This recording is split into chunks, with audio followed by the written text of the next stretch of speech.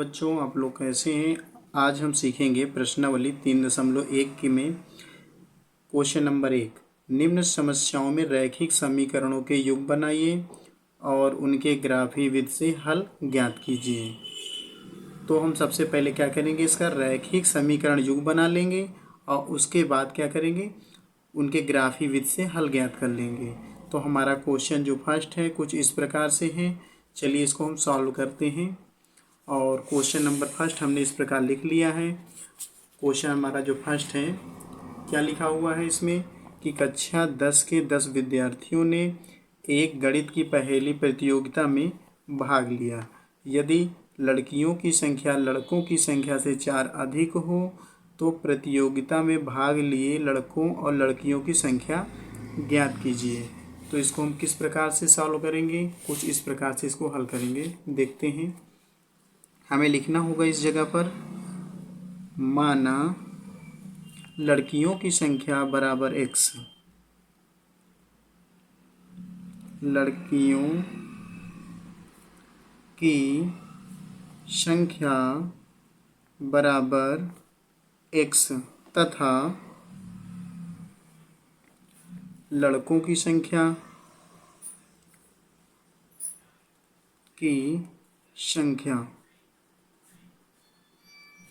बराबर हम क्या लिखेंगे, y। यहाँ पर लिखेंगे प्रथम शर्त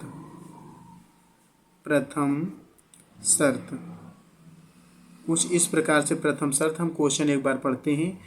क्वेश्चन में कहा गया कक्षा 10 के 10 विद्यार्थियों ने एक गणित की पहेली प्रतियोगिता में भाग लिया।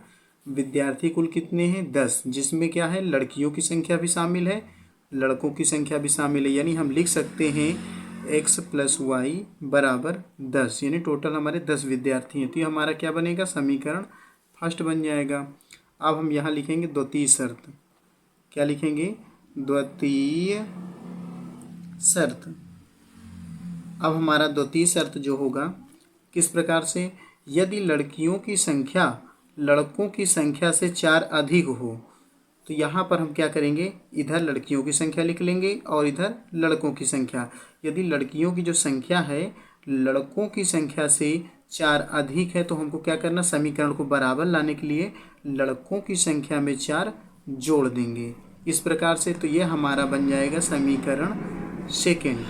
तो हमने क्या किया, इसको रैखिक समीकरण निरूपण में तो कर लिया, 2 समीकरण हमारे प्राप्त हुए। अब हमें इसको ग्राफीय निरूपण करना है।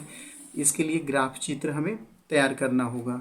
सबसे पहले हम क्या करेंगे, समीकरण फर्स्ट को और सॉल्व करेंगे। यहाँ पर लिखेंगे इस जगह पर समीकरण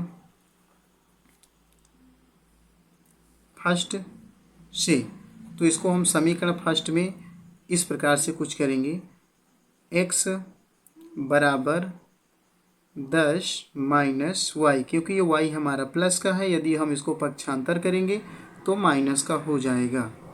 इस जगह पर हमें कुछ संख्या सोच करके तैयार करना है। इसको हम इस प्रकार लिख लेंगे, पहले इधर x लिखेंगे इधर y लिखेंगे।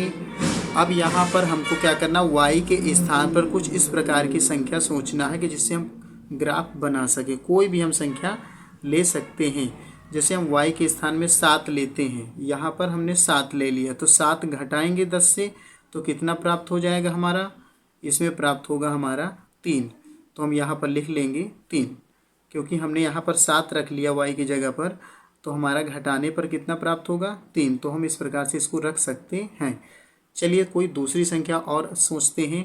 यदि हम y के स्थान पर 5 रख लेते हैं, यदि 5 रखते हैं तब क्या होता है, तो 5 रखेंगे तो 5 यदि इसमें घटाएंगे 10 में से 5 तो हमारा प्राप्त क्या होगा, 5। तो वो x बराबर प्राप्त होगा 5, यानी हम यहाँ 5 रख सकते हैं। इसी प्रकार हमको समीकरण सेकंड में भी सोचना है। क्या लिखेंगे यहाँ पर, समीकरण सेकंड से। तो यहाँ पर हम सेकंड से इसको हल कर लेंगे। हमारे पास समीकरण सेकंड कुछ इस प्रकार से लिखा हुआ है। तो इसको हम लिखते हैं, क्या लिखेंगे, x बराबर y + 4, ये हमारा लिखा हुआ है। और इसको भी हम इस प्रकार से बना लेंगे। और यहाँ पर हम लिखेंगे x और इधर लिखेंगे y। अब इस जगह पर हमें y के स्थान पर कोई भी संख्या सोच सकते हैं। चलिए हमने सोच लिया इस जगह 3 रख लेते हैं। तो यदि 3 रखेंगे तो 3 को हम 4 में जोड़ेंगे। पहले तो हम y के स्थान में 3 रख लिया, तो कितना हो जाएगा ये जोड़ने पर? 4 3 कितना होगा? 7 हो जाएगा। इसी प्रकार से चलिए अपनी दूसरी संख्या हम सोचते हैं। यदि हम y के स्थान पर 2 सोचते हैं, 2 इस जगह पर हम 2 सोच लेते हैं, तो क्या होता है? 2 को जोड़िएगा, पहले तो 2 यहाँ रख लेते हैं। 2 सोच लिया तो 2 को जोड़ते हैं 4 में, तो कितना प्राप्त होगा? x बराबर 6 प्राप्त हो जाएगा। इस संख्या का अब हमें ग्राफी निरूपण करना है। चलिए इसको ग्राफी निरूपण करने के लिए सबसे पहले हमें ग्राफ पेपर भी रखना होगा। तो ग्राफ पेपर हमने कुछ रखने के लिए देखते हैं। तो हमारा ग्राफ पेपर इस प्रकार से है। चलिए इसको सॉल्व करते हैं। हमारे पास समीकरण, पहले हम फर्स्ट को हल करेंगे। हमें x कितना चलना है? 3 और y कितना चलना है? 7। तो हम सबसे पहले आपको चित्र के बारे में बताते हैं। यह हमारी x अक्ष की रेखा है और यह हमारी क्या है? y अक्ष की रेखा है। ये हमारी जो ऊर्ध्वाधर रेखा है ये y अक्ष की है, y डैश, और ये हमारी क्षैतिज रेखा x और ये x डैश। तो सबसे पहले हम क्या करेंगे? हम x कितना चलेंगे? 3। फिर y कितना चलना है? 7। तो हम यहाँ पर लिख सकते हैं, पहले चलेंगे 3, फिर हमको चलना है ऊपर 7। 7 हमारा कहाँ पहुँचेगा? इस जगह पर। हम यहाँ पर क्या लिख लेंगे? 3 कामा 7। सबसे पहले x फिर y, यानी पहले भुज फिर कोटि, इस प्रकार हम समझ सकते हैं इसको लिखना। और फिर हमें क्या चलना है? 5 कामा 5, यानी x हमें चलना है 5 और y भी हमें 5 चलना है। तो यहाँ से स्टार्ट करेंगे, मूल बिंदु से स्टार्ट करेंगे लिख यहाँ से चलना। तो यहाँ से चलेंगे पहले 5, फिर ऊपर की ओर चलना है 5, यानी इस जगह पर हम पहुँच चुके। इसका हम बिंदु का नाम क्या रख लेंगे? 5 कामा 5। और इसको हम पटरी से इस प्रकार मिला देंगे। ये हमने इसको मिला दिया। इसको पटरी से इस प्रकार से स्केल रखिए और खींच दीजिए रेखा।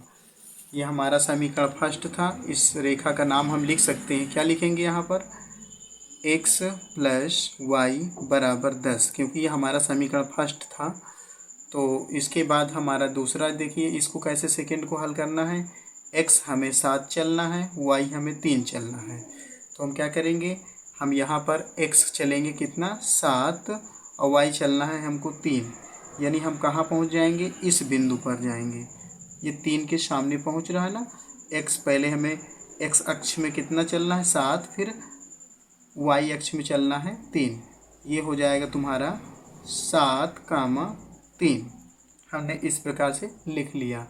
हमारा एक बिंदु ये मिल गया। दूसरा हमें क्या पहुंचना है? x हमें चलना है 6 और y चलना है हमें 2। चलिए इसको भी चलते हैं। x हम चलेंगे 6 और y हमको चलना है 2, यानी इस बिंदु पर हम पहुंच जाएंगे। क्या लिखेंगे इसको? 6 कामा 2, और इसको पटरी से मिला दीजिए दोनों बिंदुओं को। इस प्रकार से हम मिलाएंगे और मिलाने के बाद इस प्रकार से मिला देते हैं। ये रेखाएं एक दूसरे को जिस बिंदु पर प्रतिच्छेद करती हैं वही हमारा आंसर होता है। तो एक दूसरे को कहाँ पर काट रही हैं? यहाँ 7 कामा 3, ये बिंदु के निर्देशांक भी लिखा हुआ है। एक दूसरे को कहाँ पर प्रतिच्छेद कर रही है? 7 कामा 3, क्योंकि हम इसको x बोलते हैं और इसको y, या कह सकते हो इसको भुज बोलते हैं, इसको कोटि। तो अब हम इसको बता सकते हैं कि हमारी लड़कियों की जो संख्या है x, यानी कितना? 7 है, और लड़कों की संख्या कितनी निकल करके आ गई है? 3 निकल के आ गई। चलिए इसको लिख भी सकते हैं। पहले इस समीकरण का नाम लिख देते हैं। हमारा ये समीकरण क्या था? समीकरण जो हमारा ये है सेकंड था। सेकंड क्या था? x बराबर y + 4, इसको लिख सकते हैं। x बराबर y + 4, ये हमारा एक समीकरण ये भी है। तो अब हम यहाँ पर लिखेंगे, अतः लड़कियों की संख्या